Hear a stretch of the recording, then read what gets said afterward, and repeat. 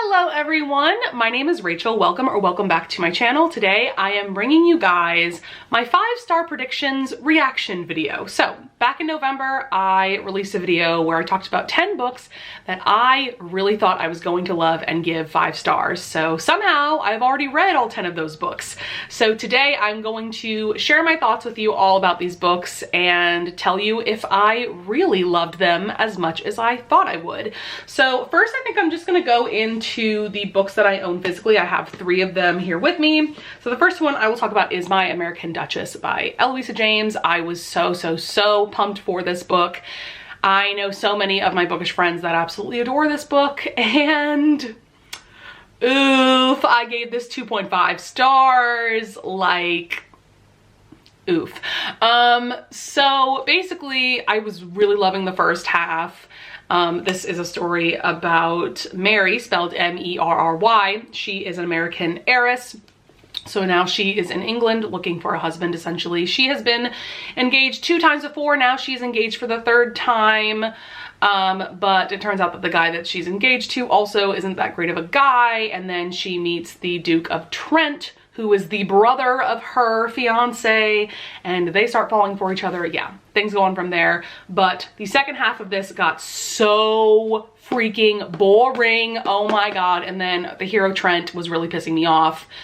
Mary deserved better. I think she's a great character, and yeah, I wanted better for her love interest. So oof. 2.5 stars. Next up, I have All the Feels by Olivia Dade. I thought that this was going to be a no-brainer 5-star. I thought it was going to be a home run because I've read 2 books by Olivia Dade and I truly loved both of them. Spoiler alert, which is the predecessor to this book, and then Teach Me, which is one of her indie published books. Really loved that one as well. However, I don't think I could have in a million years predicted how odd this book actually is, and like the direction Olivia Dade decided to take these 2 characters, it's a choice. That's what I'll say. But basically, Alex, our hero, he was really getting on my nerves with how like he thought about Lauren, our heroine, and even how he treated her, especially in the first half. But this is one of those books that at the 50% mark, the vibe changes a lot. And so I definitely enjoyed the second half more than the first half.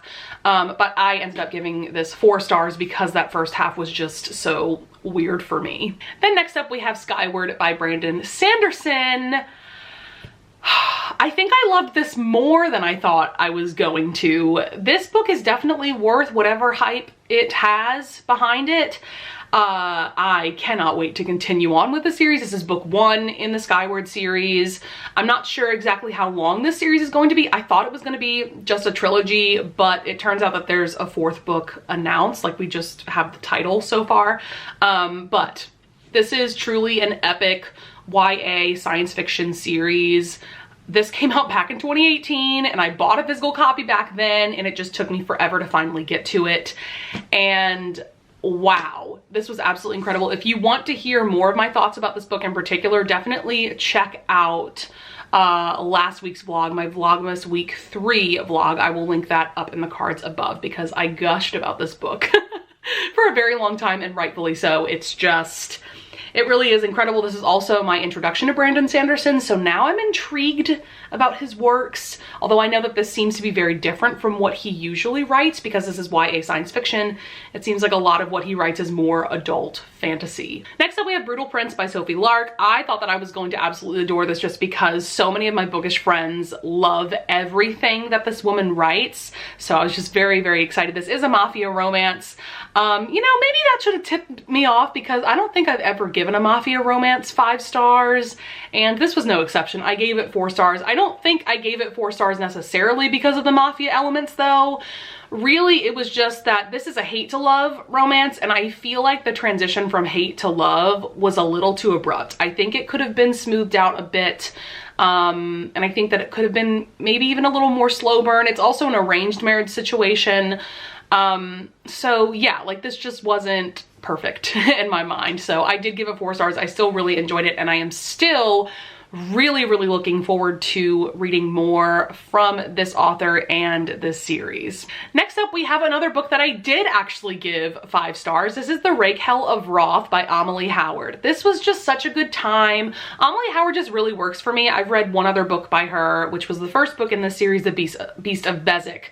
And so yeah, this book centers around the sister of the heroine from that first book. This is a marriage in trouble story. This also incorporates a Lady Whistledown-esque plot because our heroine and her best friend, they write this basically like sex advice column for women of London society. So that's very scandalous, but I just loved reading excerpts from their articles throughout this book. So that was really, really fun. And I really enjoyed this marriage in trouble situation. That's one of my favorite romance tropes ever. And even though Winter, our hero, is kind of an ass for most of this book, I still truly, truly loved it. Our heroine, Isabel, I think her name was, she is incredible. I loved her so, so much. And I feel like this book also perfectly balanced some really fun scenes with some really emotional and angsty ones as well. So I highly recommend this, and I did give it 5 stars. Next up, we have Her Soul to Take by Harley LaRue. I actually finished this one last night. This was the last book that I had to finish before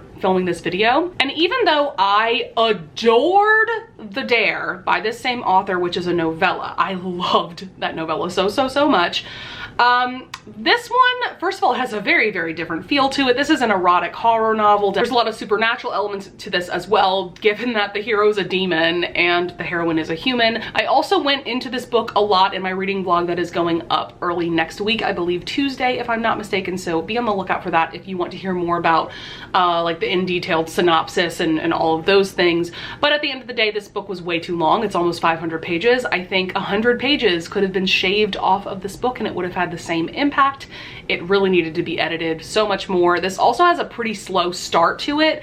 I would say like the first 30 to 35% of this is kind of slow and not very exciting, but I will say I really loved the romance between Leon and Ray, and I loved the buildup of suspense and of these horror elements. I thought that that was really well done.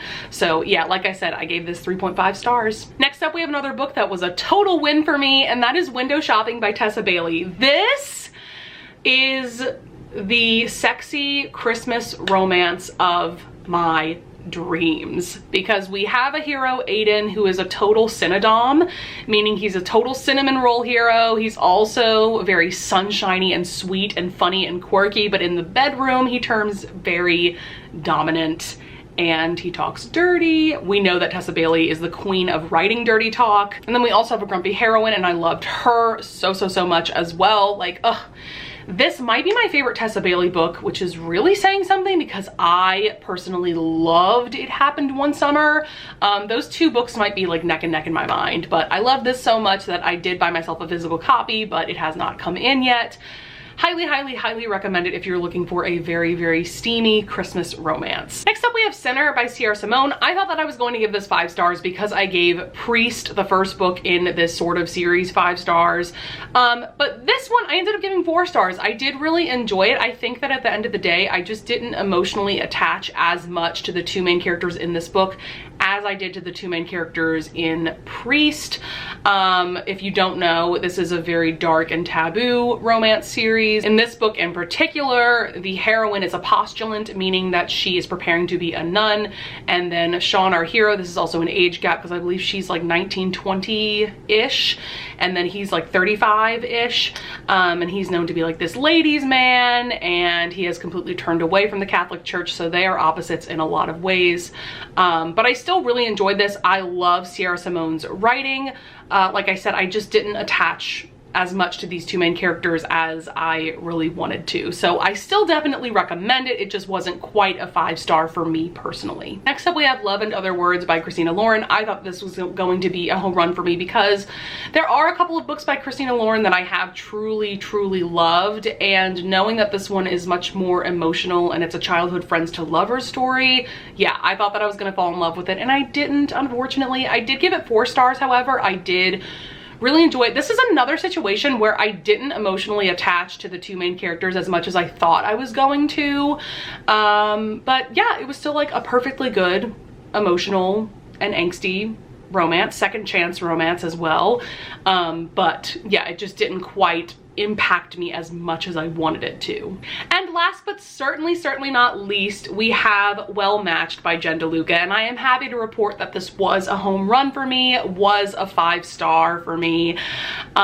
This is the third book in her Well Met series, which is a series that centers around this small town that hosts a Renaissance fair every summer. And this has the grumpy sunshine element to it, where our hero is very sunshiny. He comes off as a himbo, but he is so much more than that. He has a heart of gold. He's such a sweet guy. He's also really funny. We also have fake dating, and it is done so well in this book.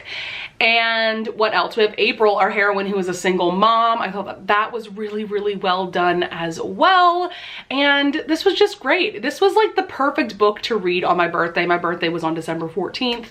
And like, the vibes were there. The Renaissance fair setting is exquisite. Every time I read one of the books in this series, it makes me crave wanting to go to a Renaissance fair. Like, I need to make that happen at some point. All right, guys, that's going to be it for my 5-star predictions reaction.